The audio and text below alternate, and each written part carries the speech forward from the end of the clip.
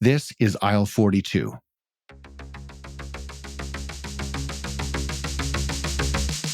Non-alcoholic beer is all the rage, but it's not new to the grocery store. For the longest time, it was a sleepy category dominated by multinational brands, leaving a lot to be desired from a taste and experience standpoint. Then in 2017, a plucky Canadian took it upon himself to brew award-winning beer that can be enjoyed anywhere, by anyone, anytime. This episode of Aisle 42 is a conversation with Ted Fleming, the founder of Partake Brewing, and we talk about the exciting future of their healthier, low-calorie, guilt-free beer.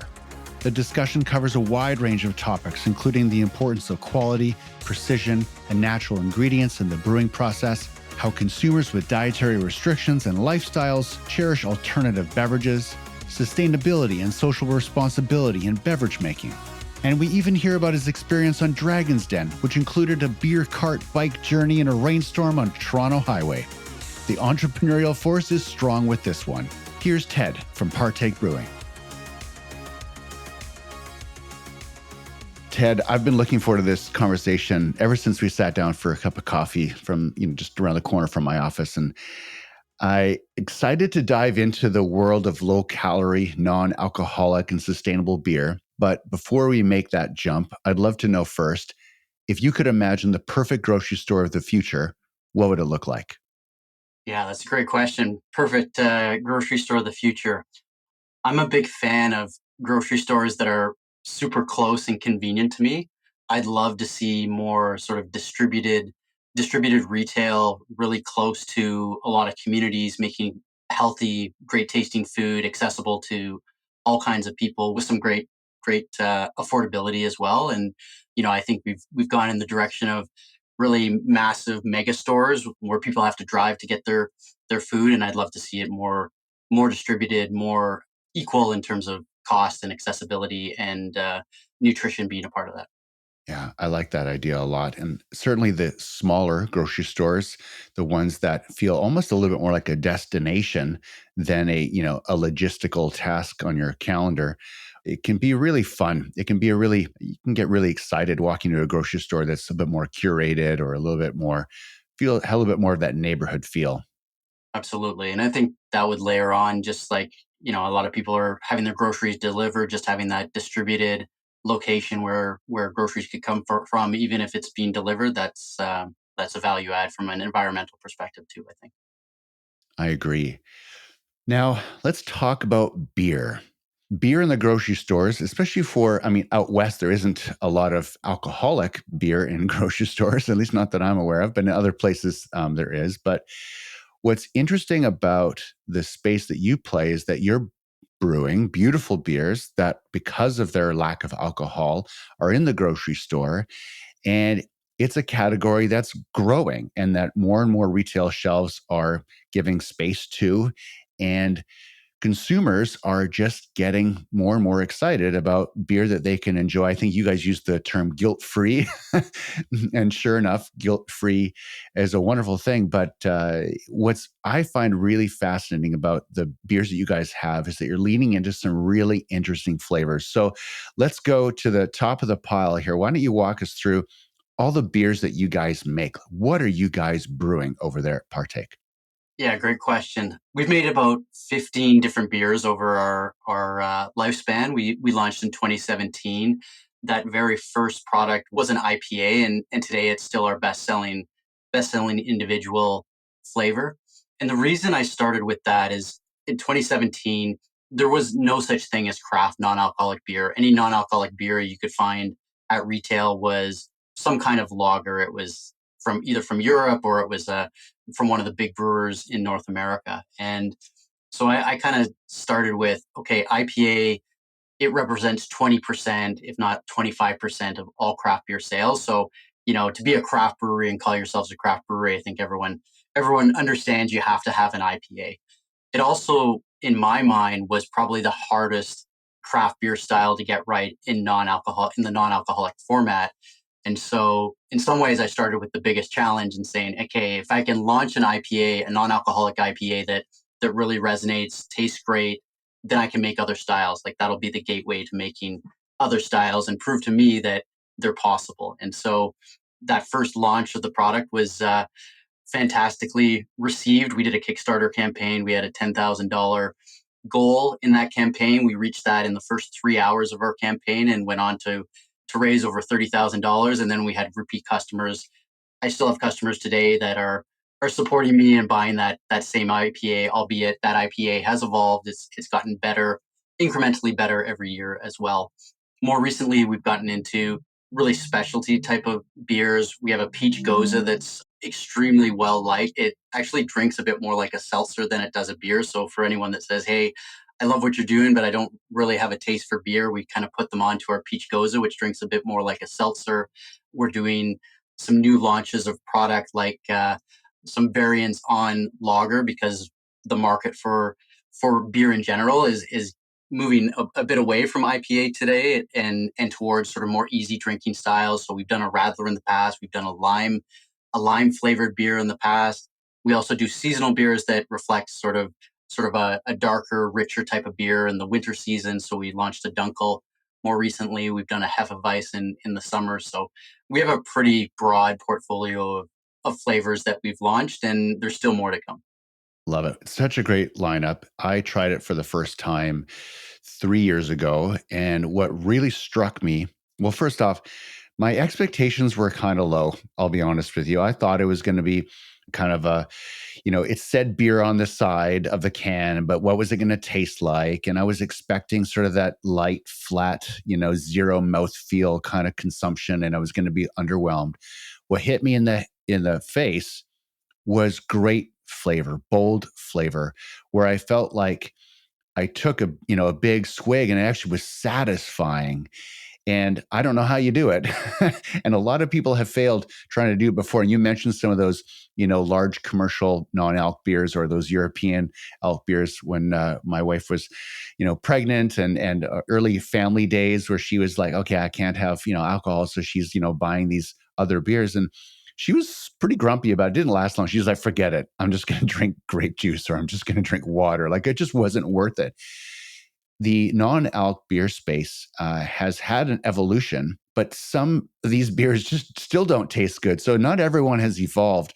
What does it take in the process? Is non-alc beer brewing, is it harder? What's different about it? Like, how does it work? Because I think for the most part, us consumers get the idea of, oh, it's fermenting this and hops that, and we kind of get it. But you start saying non-alc, we're like, is it just juice? Like, how are you making this stuff?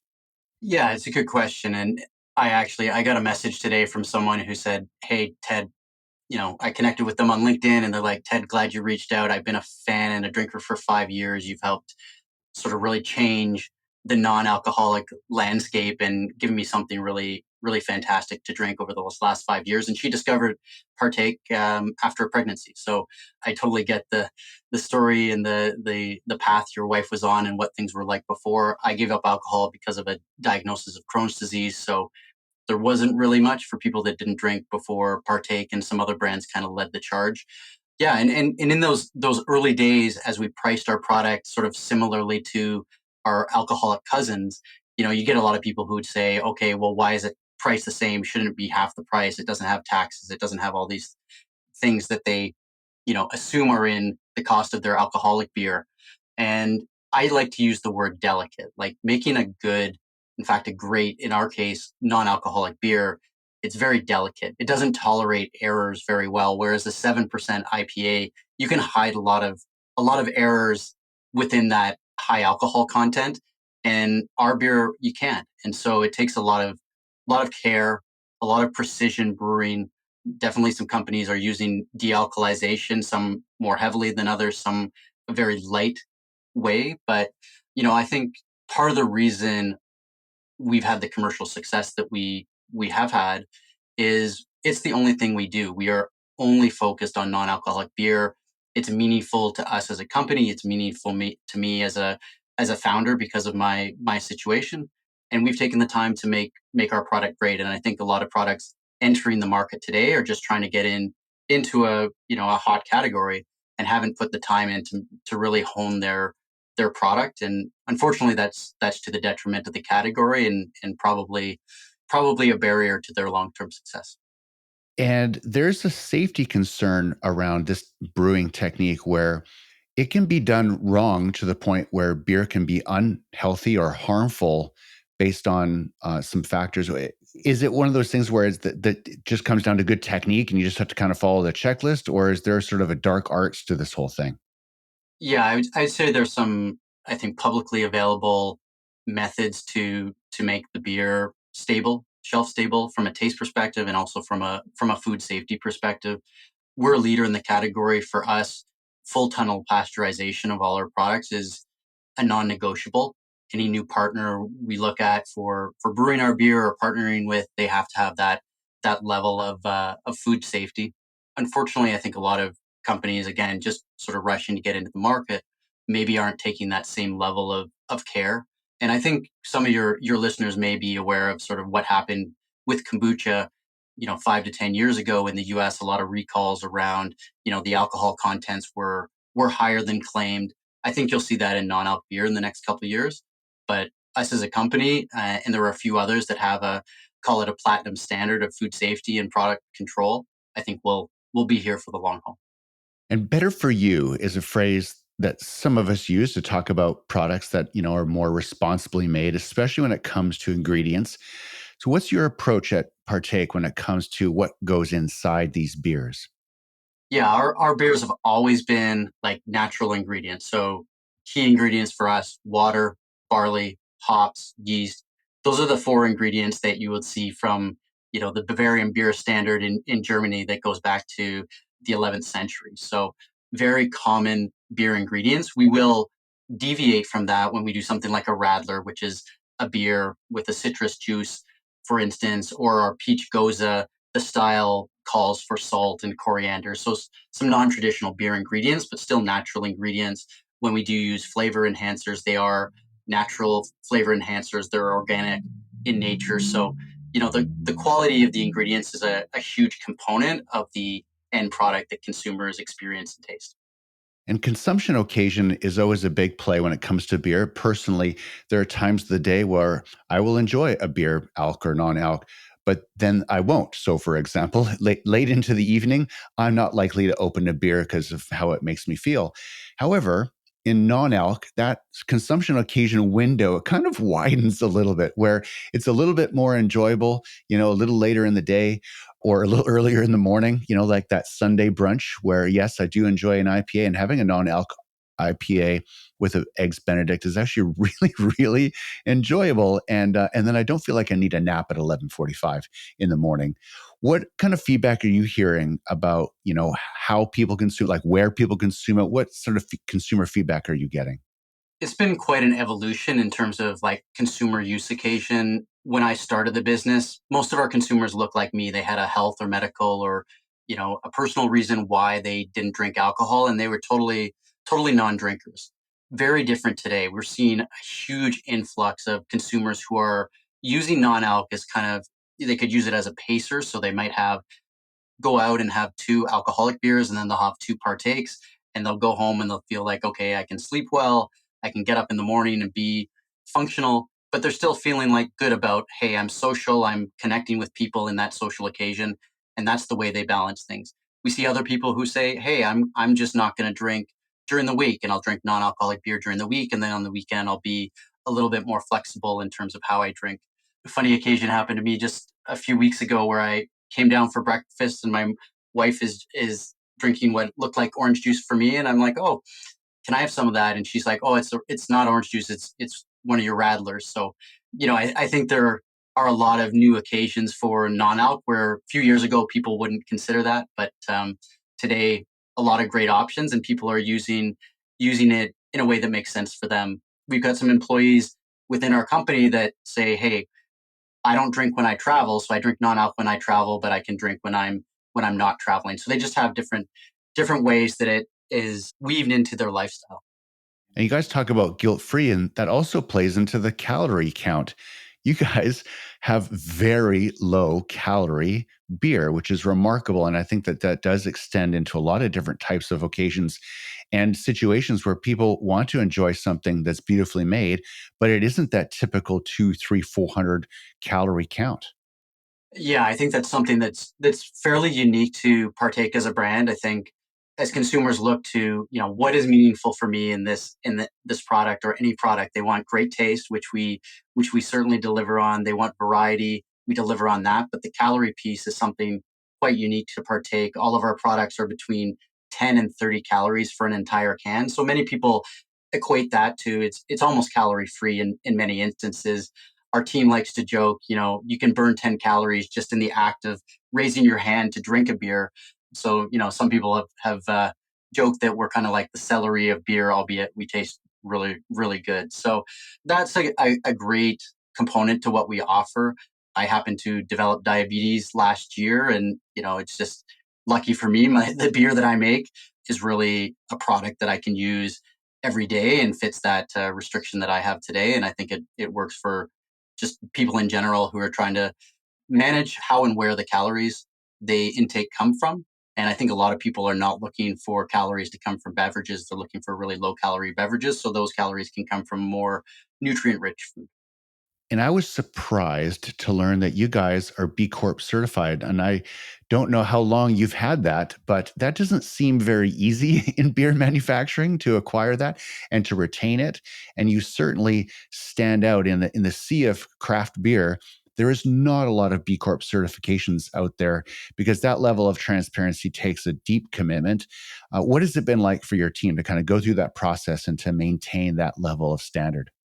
Yeah, it was a very recent certification that we've gotten in the last few months. Something I'm really proud of, just as a founder for my company, but also the team having gone through that process. It was really eye opening and educational for the team, and I think really awesome community to be a part of. When we announced that certification, I got so many messages about welcome to the club and people being supportive around that component of what we're doing. I think a big component of it and our success in getting that certification was, a lot of the foundation that was built early on in the company was around how do we reduce shipping costs and therefore greenhouse gas emissions? How do we reduce the amount of waste that we produce? Where does the waste go? Can it be upcycled in some way? Pretty much all of our spent grain go to animal feed or human food production. So we're a very low waste type of company. The alcohol free component of what we do was, and the fact that that's all that we do was important to that too, because there's a human health and a human component to B Corp certification. And the fact that we're really focused on human health and doing that by making it easy for people to have a healthy relationship with alcohol, that was a component of things. We have quite a few female leaders in the company, female board members. That was a component of the criteria as well. Paying our employees market wages all across the board, having parity between female and male employees as well. Like there's a lot of great things that the process makes you go through and opens your eyes to if you're not doing it, and gives you some perspective and credit for things you have done well over the years. I love it. It's very exciting, by the way, to see a company like yours lean into a certification where you're exposing yourself to outside critique. And that can have, a big impact on how you operate and how you run your business. So that level of transparency is a beautiful thing. You guys have won some awards. You're not just making beer for, a few people and making beer for a lot of people, and you're doing it in such a way that's getting industry attention. What are some of these awards scenarios like? Are they hard to win? Is what's the competitive landscape? Is it blind taste testing? What do beer contests or challenges or awards? What's that landscape like? Yeah, there's generally two different ways the awards work, and like our first award was awarded to our second product, which was our pale ale, which came after the IPA, and I sent that product off to the UK for the World Beer Awards, and I got a call in August saying, "Hey, you won a medal," and I was like, "Oh, that's fantastic." And it's like, "Oh, and by the way, it was, the gold medal."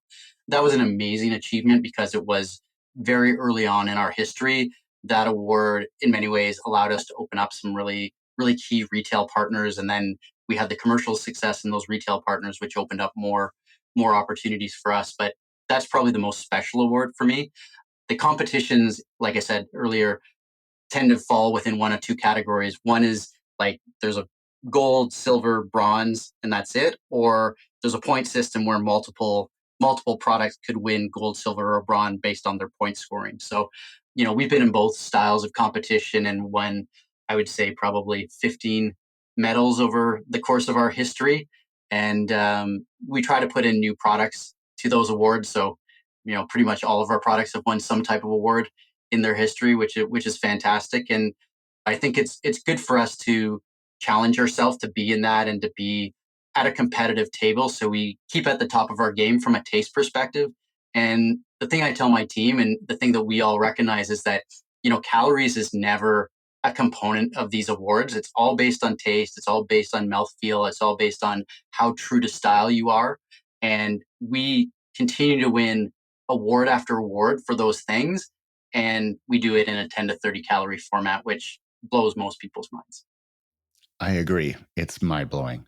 You have stood in front of the dragons on Dragon's Den once or twice?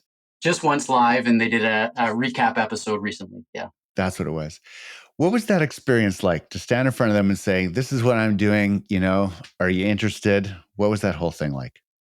It was terrifying. Even for people that have watched the episode, it's available on CBC website if you want to watch. And so I built this cargo bike that had like a beer keg inside and a tap handle on the top, and it was branded Partake. And I actually had to ride that in along the lake shore in Toronto in order to get to the CBC building where they filmed it. And it was like this massive spring storm. So I showed up absolutely soaked at 7 a.m.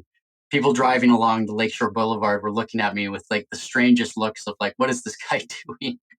I got there, and then 8 hours later I got to pitch. So you spend 8 hours just kind of rehearsing your pitch in the green room, and I almost lost my voice. And then you get in there and you do your pitch, and I did it quite well. I'll give myself credit for that, but super nervous. And you just don't know what's going to come at you. Like, it's so unscripted. And Arlene, for people who know who the dragons are on the show, she had a glass of red wine brought out to her because she says, oh, I don't like beer. And you have no idea. Just stepping in there is like, what is going on here? Like, I was totally not expecting this. You watch the show, you watch the episodes, and like, some shenanigans are going to happen, but you're just never prepared for what probably actually happens to you. And I think I went in there with the mindset of, hey, let's walk away with a deal and give ourselves an opportunity to talk to a dragon in the future, and be able to at least say to people, hey, I was on Dragon's Den, and I got a deal. And that was in the long run a great experience. I've got a TV deal with Manjeet, and we've got a good relationship. We both live in Calgary. We chat with each other every once in a while. So great experience. I recommend it to any entrepreneur. It's just part of, to be successful, you got to put yourself out there. I love it. So good. Yeah, I watched it. I for some reason, maybe it was the recap, it kind of threw me out. I saw the notification about recap. I'm like, oh, is he on again? Are you double dipping? That was definitely easier to do it not live and not in front of an audience of dragons. Yeah. Where can people find you? Where is your product on store? Which grocery stores? Where are people picking up their next Partake? Yeah, so the easiest place across North America is drinkpartake.com. So we sell e-commerce everywhere in North America. In Canada, we're very widely distributed. So Superstore, Safeway, Loblaws, Metro, Whole Foods, Walmart. We're in some Costco's, doing a roadshow right now, actually. So quite widely distributed in Canada from a retail perspective. A lot of liquor stores have us as well, the LCBO being one of the larger ones. In the US, got a great start to our business there. We're in Total Wine and More, Bevmo on the West Coast, Whole Foods across the country, Wegmans in the Northeast. So pretty widely distributed, but still early on in our evolution in the US. So pretty exciting path to growth for us, but a lot in front of us, particularly on the US side of our business. It's amazing. I love it. Thanks for everything you're doing for beer drinkers and for people and the planet. You're doing it responsibly and with a level of transparency that is really stand out. So thanks, Ted. Thanks for doing this. Thanks, Corin. Great to chat. Partake beer is really delicious. It's in my fridge. Well, it was. And I hope you'll grab some the next time you hit the grocery store or order online. You can learn more about their wide selection of beers on their website, drinkpartake.com. On behalf of my entire team here at Ethical Food Group, thanks for listening, and thanks for sharing this podcast with your friends. The word is out, and more shoppers are listening every week. It's very exciting. Okay, that's a wrap. I'm Corwin Hebert, and I'll see you in the future.